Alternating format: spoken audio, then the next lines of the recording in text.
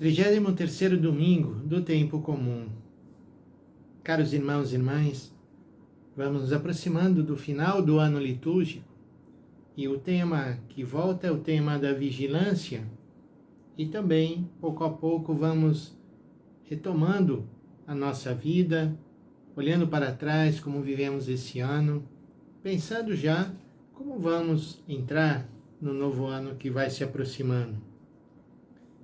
A segunda leitura desse domingo, da primeira carta aos Tessalonicenses, capítulo 5, vai falar do tema que já aparecia no domingo passado, que é o dia da vinda do Senhor. Esse encontro com o Senhor, para muitos, traz medo, traz insegurança. Para o cristão deveria ser uma espera alegre, feliz, um encontro prazeroso com aquele que é o nosso Salvador. Paulo escreve: quanto ao tempo e à hora, meus irmãos, não há por que vos escrever. Vós mesmos sabeis perfeitamente que o dia do Senhor virá como um ladrão, de noite. Quando as pessoas disserem paz e segurança, então de repente sobrevirá a destruição, como as dores de parto sobre a mulher grávida, e não poderão escapar. Mas vós, meus irmãos, não estáis nas trevas, de modo que este dia vos surpreenda como um ladrão. Todos vós sois filhos da luz e filhos do dia. Não somos da noite nem das trevas.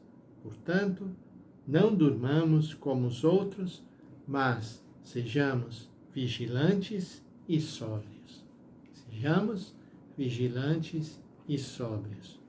Mensagem clara da liturgia para que nós entremos já nesse clima de espera, de vigilância do Senhor que vem para nos salvar, vem para manifestar o amor de Deus, o carinho e o cuidado que Ele tem por cada um de nós.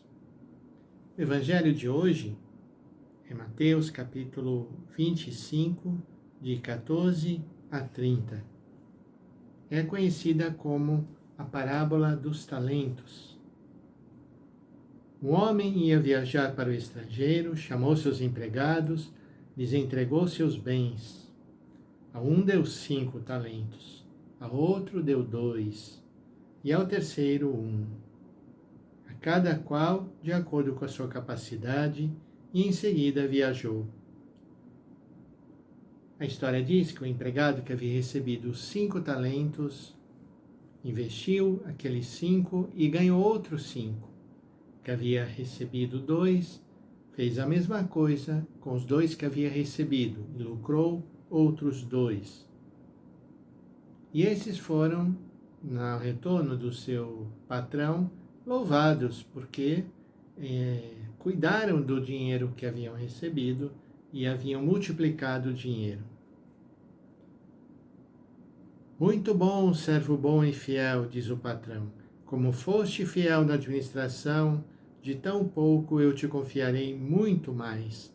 Vem participar da minha alegria. E assim são recebidos o primeiro e o segundo. Mas chega o terceiro, o que havia recebido 1 talento. E diz: Senhor, seis que és um homem severo, colhes onde não plantaste, ceifas onde não semeaste. Por isso fiquei com medo, escondi o teu talento no chão. Aqui tens o que te pertence. O patrão então lhe diz: servo mau, preguiçoso, tu sabias que eu colho onde não plantei, ceifo onde não semeei? Então devias ter depositado meu dinheiro no banco, para que ao voltar eu recebesse com juros o que me pertence. Em seguida, o patrão ordenou: tirai dele o talento e dai-o àquele que tem 10. Porque a todo aquele que tem será dado mais, e terá em abundância, mas daquele que não tem, até o que tem lhe será tirado. Quanto a este servo inútil, jogai-o lá fora na escuridão, ali haverá choro e ranger de dentes. Essa história ela pode ser lida de dois modos diferentes. Uma, se nós considerarmos realmente talento como uma soma de dinheiro que é dado. E dessa forma, nós vamos então entrar na dinâmica daquele tempo que os patrões faziam, distribuíam seu dinheiro entre os seus empregados para que eles ajudassem a multiplicar ainda mais a riqueza do patrão. Aquele que é o servo que ganhou somente um talento e que diz que o patrão é um patrão severo, ele se recusa a fazer aquilo por medo, inclusive. Nós podemos pensar que num mundo onde as pessoas estão preocupadas somente em multiplicar a sua riqueza e jamais em distribuí-la, qual deve ser a nossa posição como cristãos? Agir como o primeiro e o segundo, mantendo essa lógica e multiplicando ainda mais e deixando sem nada aquele que pouco tem? Certamente que não. E hoje, no pontificado de Francisco, ele tem insistido que nós temos que aprender cada vez mais a partilhar. Portanto, o cristão seria comparado àquele que não entrou na lógica do patrão. E por isso acabou sendo jogado fora dessa lógica. Ele não quer ser alguém que vai multiplicando a riqueza daquele que já tem tanto e não divide com aquele que não tem. Mas a leitura tradicional que é feita da igreja é considerar a palavra talento como os dons que cada um recebe. E nesse sentido, cada um recebe, diz o Evangelho, de acordo com as suas necessidades.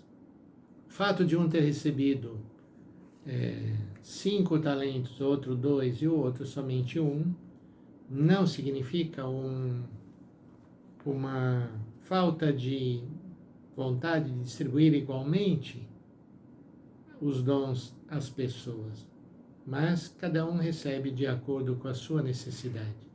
E cabe a cada um, então sim, multiplicar aquilo que nós recebemos, para devolver a Deus agradecidos mais do que nós recebemos.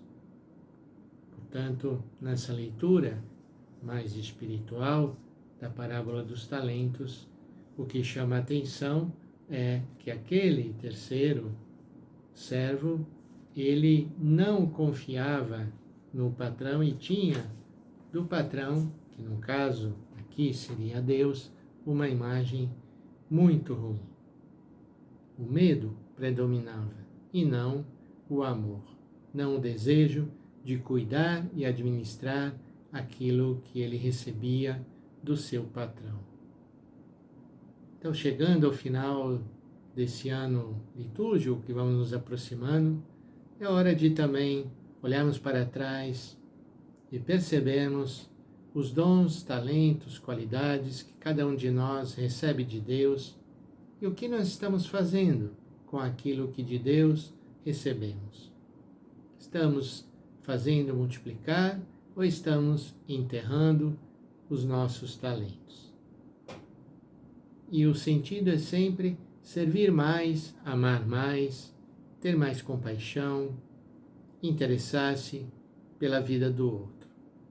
Pedir ao Senhor que nós possamos distribuir entre todos aquilo que de Deus, de graça, recebemos.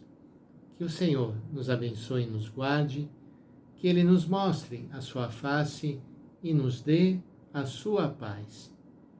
Em nome do Pai, do Filho e do Espírito Santo. Amém.